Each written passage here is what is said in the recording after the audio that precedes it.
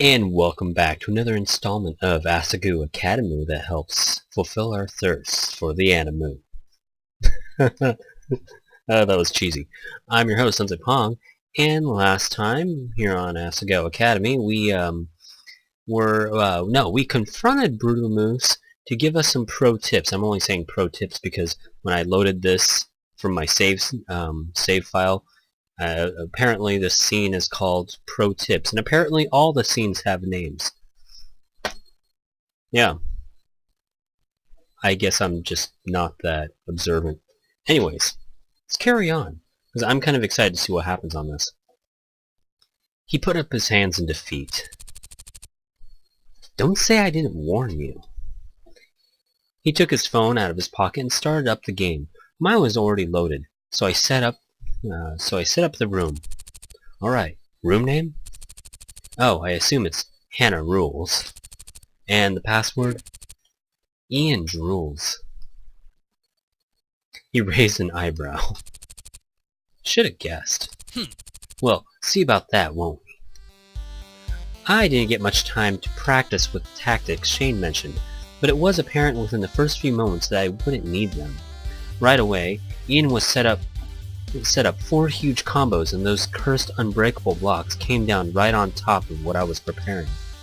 He buried me beneath blocks in under a minute of play. It was sad, really. Be quick, Hannah. Nobody trying to win will give you enough time to plan out your combos. Shane said as much. He's helping you? Well, he's good. Almost better than me.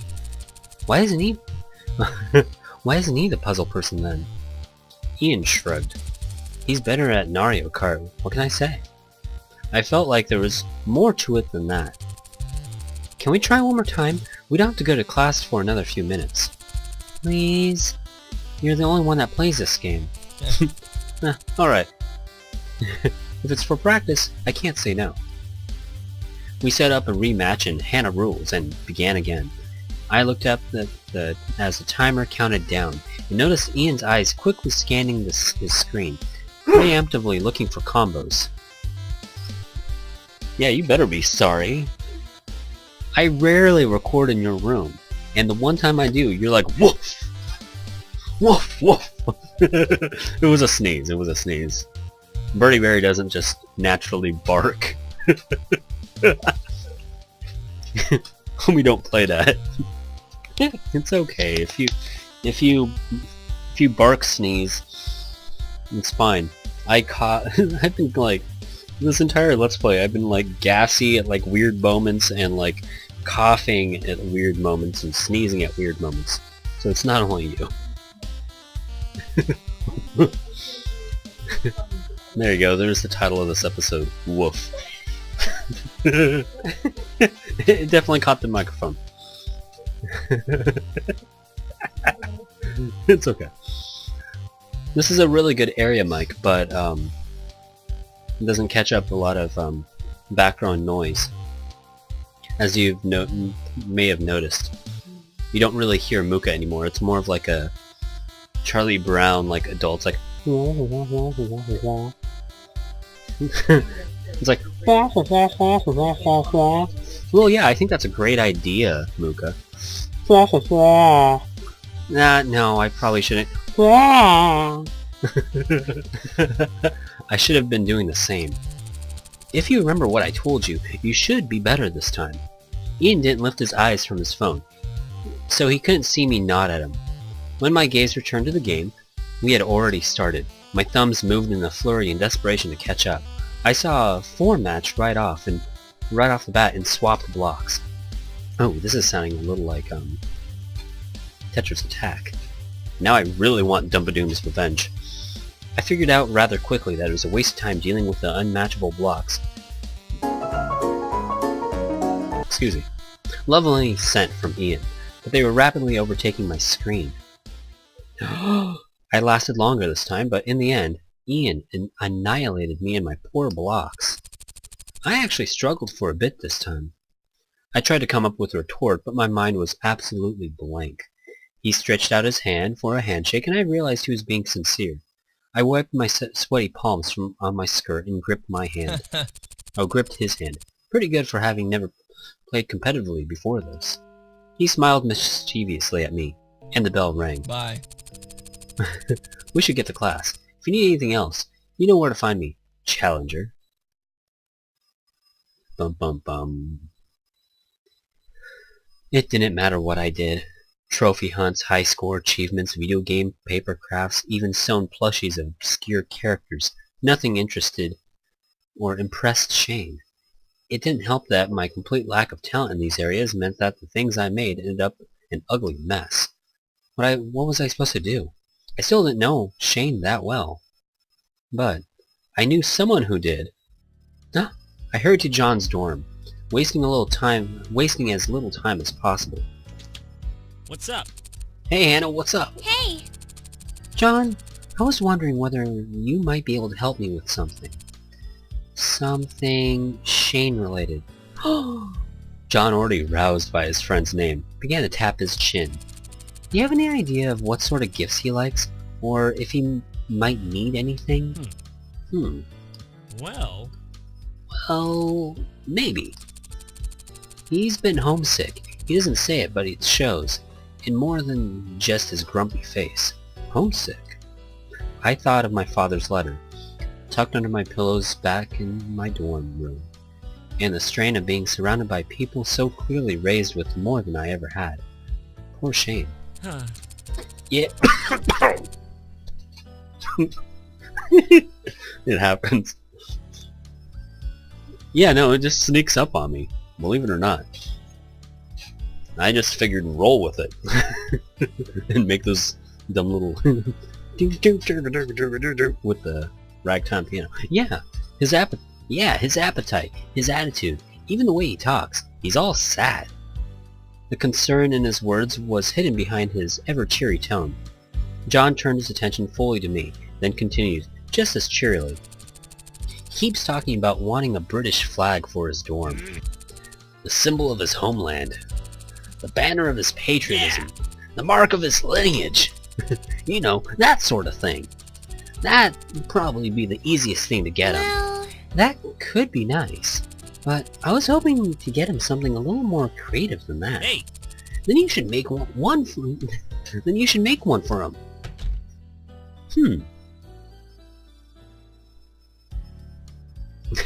The first thing that popped up in my mind was like, she doesn't remember exactly how the Union Jack looks, but does a quick Google search of the United Kingdom, and then by accident she makes the Scottish flag, and he's like, wait, what the hell? He ushered me inside, then went over to his desk to retrieve something.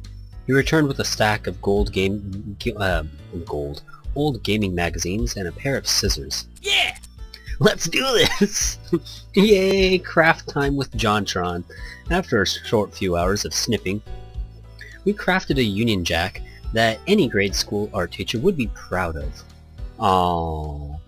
With the ragtime piano. Excuse me.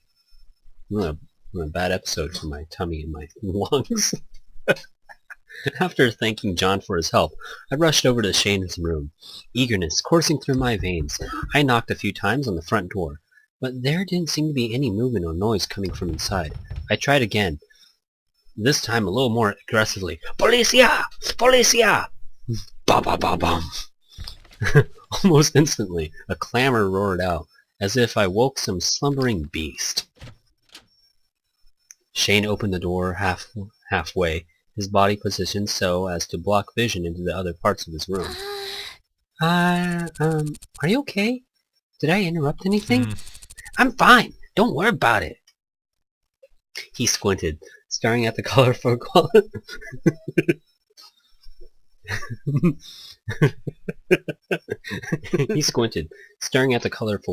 tucked under my arm. Oh, whoops. Oh. Only because the cursor moved and was right over the diary. When I hit the A button, it actually opened up the diary. He squinted, staring at the colorful collage tucked under my arm. Now, what are you up to? I stepped away from the door, unfolded the flag, and held it out as if it were going to be strung up then and there. Shane's look intensified into intrigue disgust. Is that... Yeah! A Union Jack! John told me you were feeling a little down because you've been away from home for so long, but... His disgusted glare lifted from the flag to me. What? Why are you bothering him with stuff like that? Why go through all the trouble? My hands retracted, crumpling the flag at its edges. I was trying to do something nice. I didn't want to get you something you didn't need or want, so I asked to make sure. My heart was beating fast. My body started to feel warm. I couldn't let it deter me. I had to stand my ground. This is just how Shane was with people. Taking a deep breath, I straightened my arms out to properly show the flag. I made this for you because I wanted to show you what I'm capable of. You don't have to hang it up or anything. Please accept it. Shane stepped out from the doorway, forcing me to step back and turn. He leaned in a bit, inspecting it. Then, with a scoff, he took it into his own hands.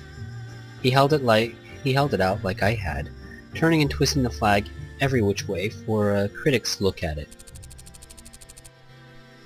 I get it. It's scrapped together, but it looks like a ransom letter. It's the easiest accent I can do. Yep. It's from southern England. It was an understandable complaint. John and I didn't exactly cross-reference our work. Our use of faded out of print and gaming literature didn't help either. He shook his head, then folded the flag over his arm. Still, I guess it's not completely horrible. I suppose I can use this until I get something better. Really? Really? Thank you! I mean, you're welcome. Maybe I was just seeing things, when I thought I saw him flash a smile. My heart was beating quicker than ever, but it felt completely different from when I was nervous. I hope you like it. Shane went back into his room, giving a small wave... Oh, do you hear that? Do you hear that? Not you. You can't hear anything. I'm wearing headphones. That's the heartbeat. I've just been watching another YouTuber I sometimes keep in contact with, Varden, and he plays a lot of horror games. So if you're into like funny stuff, things that are actually funnier than this channel, go check out his channel. Anyways, no, he plays a lot of horror games, and I was just thinking, man, if I just stick on this heartbeat, it's actually kind of creepy. Shane went back in his room, giving me a small wave before shutting the door behind him. This reminded me of horror games. I do terrible with those. It took me a minute to realize how quickly he was accepting, because I get nightmares real easy. And then when I'm trying to go make my tea in the middle of the night, it's scary. No. You're the baby! It took me a minute to realize how quickly he had accepted the flag and brought it back in with him. For a few seconds, I was just standing there, listening to my own heartbeat. Feeling the blood course through my arms and veins. If it weren't for one thing, I doubt I would have known he was still on the other side of the door. He was quiet, but I swear, I know for a fact, I heard him say, "Thank you, Hannah." The next few days, things proved to be a bit awkward between Shane and me. Shane and I! Grandma! I thought... Oh my gosh, I should totally tweet Shiratoma and be like, there's one glitch with your game. You're like, it should be Shane and I versus Shane and me. They'll be like, dude, what? I'm gonna get uncomfortably close to your face because I'm wearing a headset mic. Say this. If you're subjected to something, then, like, let's say, that asteroid affected my friend and me, or me and my friend. That, in context, like, if you're subjected to something, then me and blah blah blah is fine, or Shane and me is fine, or something like that. Oh, okay, that does make sense. If you're subjected I just like zoomed in on Birdie Berry's face. I'm like, oop! You're uncomfortably close. So I know I am. So basically, like subject Those versus clothes are cool. object, right? So yeah, because it helps me keep warm because I Yeah, tend to run cold. Fingerless gloves. Yeah. That's great for typing in the Arctic. It is. But anyway, no. So, but if you are enacting something, like if you are the person who is, doing something, then you would say, so-and-so and I are going fishing, something. Okay. So grammatically... It probably makes sense. Yeah. Okay, that makes sense. I don't know, I didn't really hear the full sentence. See, and this is why I probably won't do a podcast anytime soon, because if we're like co-hosts, my face will be like this. No, we'll get a proper mic.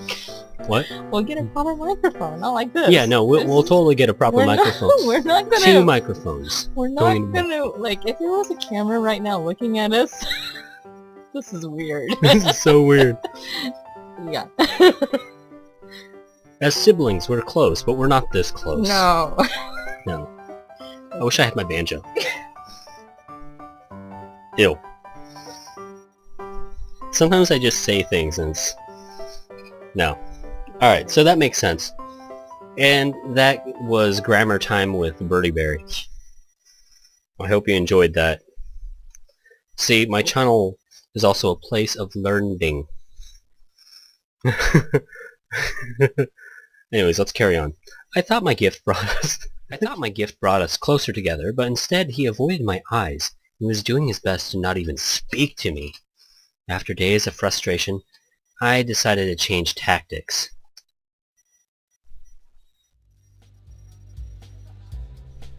At the opposite end of the hall, I spotted Shane. His attention still turned to the classroom he was leaving.